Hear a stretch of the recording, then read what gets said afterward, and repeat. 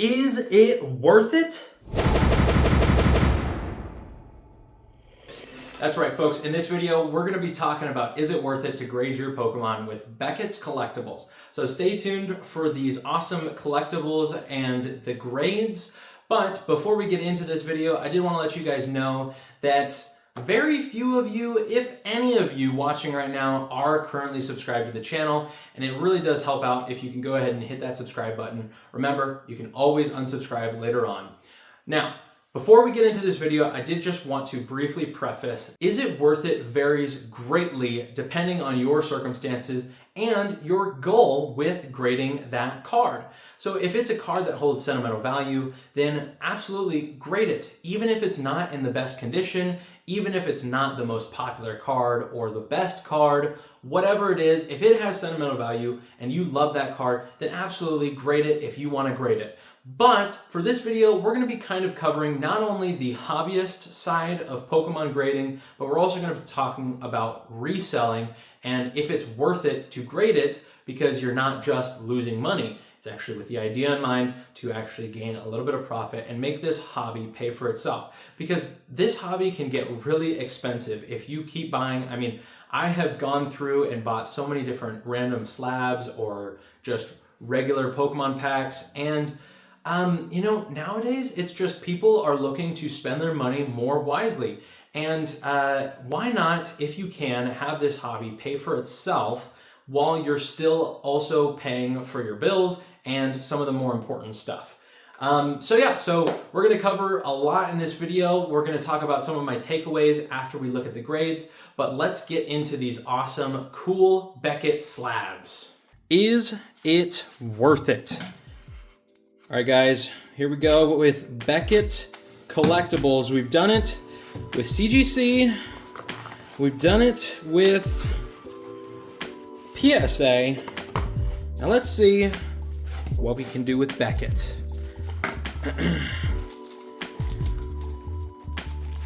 All that packaging for these slabs. Also, pick the perfect side to pull from.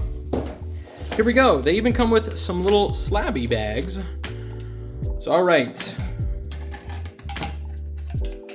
Starting off, here we go, Beckett. Let's see what you can do.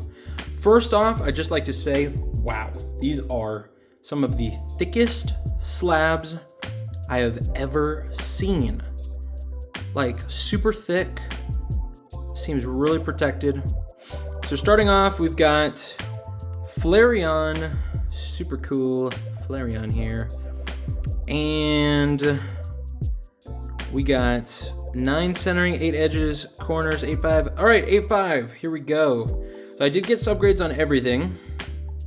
Really cool. Man, that is like crystal clear. That is a very nice case. I like that a lot. Okay, Mew EX. So here's our only 2 English cards from the set. We got a Gem Mint 9-5.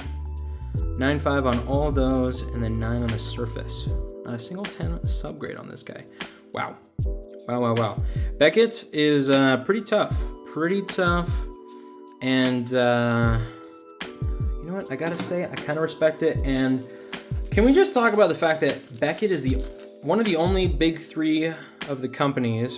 I already saw there was a 9-5. One of the only companies of the big 3 that is still giving subgrades. Check that out. 2 10 subgrades, 9-5, 9-5.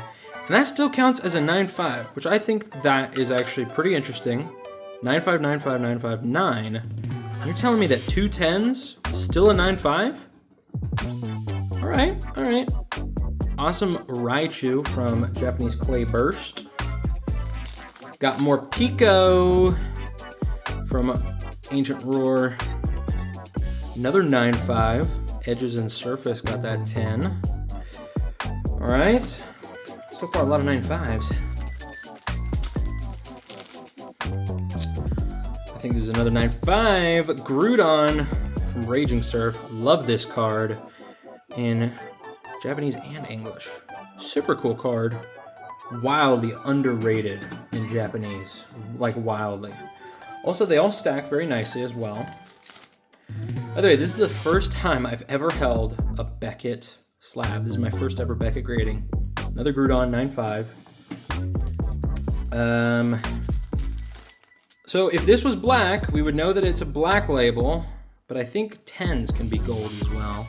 Another 9.5, so we got 3 of those Grudons and a 9.5, not a single 10. Man, that sucks. That sucks. All right, next up, ooh, Yveltal, super nice. 10, 9.5, 9.5, still a 9.5. Okay. So, anyway, I think that's kind of cool that they also include these slab bags as well. I think that these are some of the best holders I've ever seen for a slab. If you care about your valuables not getting damaged, I've got to say, these are some of the first slabs I've ever seen that have an inner well. So that way it is, notice, barely, if any, shifting at all. I've literally seen PSA slabs that have had, and another 9.5 for the right shoe. So no 10s today, not a single black label either. Crystal clear cases. Wow, look at that inception. I've literally seen PSA slabs where the cards are just freely shifting. And it scares me to death, because the thing is as a collector, I don't just care about that number. I care about this. And if it's a 10, and it's been damaged in the case, is it still a 10? I don't think so. More Pico, the Raichu, and then the Mew and the Flareon, which, by the way, I'm ecstatic about this Flareon. I'm shocked that that got an 8.5. I could have sworn this was going to be like a 6 or a 7 type card, because it's got some pretty decent whitening in the bottom left, top left, right there as well, and the top right. And yeah, I mean, you can see the 8 in the edges, but it got a 9 on centering and surface and an 8.5 on corners. It's pretty sweet. Too bad it didn't scrounge out the 9. But anyway, so that is all of the slabs. Let's get into my takeaways for this submission and kind of what my thought process was going into it. So those are the slabs, guys, and I just wanted to briefly talk about some of my takeaways. First off, just getting it out of the way, for hobbyists, whether it's worth it or not for you is totally a judgment call. If you want to spend the money to get something graded, even if you think it's not going to be worth anything more than what it already is raw, then absolutely, by all means, go and grade that card. Now that that's out of the way, is it worth it to grade it for someone who's looking to resell, profit, or just to grade their card to increase the value of it so that way they can keep it for however long, you know? Whatever it is, if you're just looking to do it for gaining whatever the most value you could out of that card, for you want to do the CCP method, which is what I believe is some of the most important processing that you can do to eliminate cards from whether they should or shouldn't be graded. So what is the CCP process? So C number 1 is going to be cost.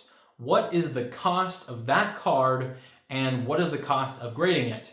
So immediately you can eliminate a ton of cards because there's going to be some cards where the value of that card is just not even worth anything more, even if it's in a good condition, it's not worth anything more in a graded slab. You know, I mean, an example of this could just be a reverse hollow random card from Scarlet and Violet. You know, like I'm not calling out Scarlet and Violet or anything, but that could be an example right there. Just a reverse hollow that's not worth anything, and it's never going to be worth anything. The second C is going to be condition. Kind of like I mentioned just there, condition is extremely important when deciding whether it's worth it to grade a card. So condition-wise, I thought that a lot of these cards that I submitted to Beckett were going to be 10s. I thought they were going to be 10s, and I was hoping my ultimate goal was to achieve the black label 10, which is all 4 of those subgrades being a 10. It's extremely hard to get, and I completely understand that. And I was willing to take a risk. I was willing to gamble, and I was willing to take a risk to see if I could get that Black Label 10. Now, I understand that the cost of the cards that I send were not that valuable. However, I'm a firm believer in the actual artworks of the cards, and I think that they can go up in value in the future, even though they're not worth much right now. I'm planning on holding on to them. That brings us to the third point of that abbreviation, which is P, which stands for popularity. And what do I mean by popularity? Well, I just mean the popularity of the card, the character, or just how much people want that actual card or that artwork or something. You know, popularity really could be referring to a number of things depending on the card or what it has going for it, maybe even just the rarity of that card. So that was something that I also weighed into grading these cards, not the first two, the English cards, but the Japanese cards. Popularity-wise, those cards, those artworks are all popular in English.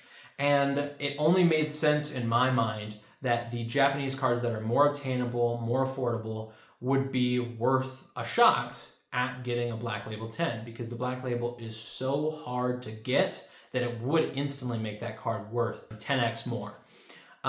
So obviously, when it comes to grading, not everything pans out always the way you expect it to. I was willing to take a risk here just because I love grading cards. I love figuring out what they're going to grade, what it's going to be like to grade with different companies. And I really am mainly doing this for you guys. I want to be able to help educate the community and just help us to grow as a community together. One more point that I wanted to cover real quick, just in regards to Beckett collectibles and my experience with them for my first time. I thought it was absolutely awesome. The turnaround time was 65 days, and it only took about 35 days between sending it off and receiving them back in hand. Second of all, I absolutely love the cases, and I think that subgrades is something that should come back. For CGC, I also think that it's something that should be done with PSA. Why is that? Because it holds them accountable, and it kind of adds some more transparency. I feel like grading is still really in the dark of why it is that some things grade the way they do. There's so many instances where grading varies between companies, and I feel like it should be more standardized. I think that grading should become more standardized, or at the very least, there should be some sort of way to hold these companies accountable for how they grade your valuable collectible, and you know, something that could be from your childhood. I think that it's too easy to just give it a number and call it good. So that is why I absolutely love the subgrades. I think that that is super cool, and it can help you learn how to grade cards yourself, because you could see, oh, this was off on, you know, edges or corners, and or it could have to do with the centering. You know, you could start to learn a little bit better about how you can grade your cards yourself and truly see if it's worth it profitability wise to grade that card. So I loved Beckett. I really enjoyed it. Definitely plan on grading with them again in the future. And I think that Beckett is really great for those Grail type cards as well. Those cards that you know are really valuable in a high grade, or you already know they're a high grade because you graded them with another company and it was a 10 or a pristine 10. Now, I'm not saying that it's guaranteed to get a 10 with Now, I'm not saying it's guaranteed to get a 10 with Beckett just because it was a 10 with PSA or CGC, because it's not standardized, you know, and we are paying these companies for their grading standards. So I'm not saying that it's going to automatically be a 10. I really don't know, but it could be worth a shot, and you might have a better shot than if you were just blindly guessing what the grade is. And if you didn't have a lot of experience grading cards, then that would obviously make it a lot harder. Anyways, I digress. Thank you for listening to me, and we'll catch you in the next one. Peace.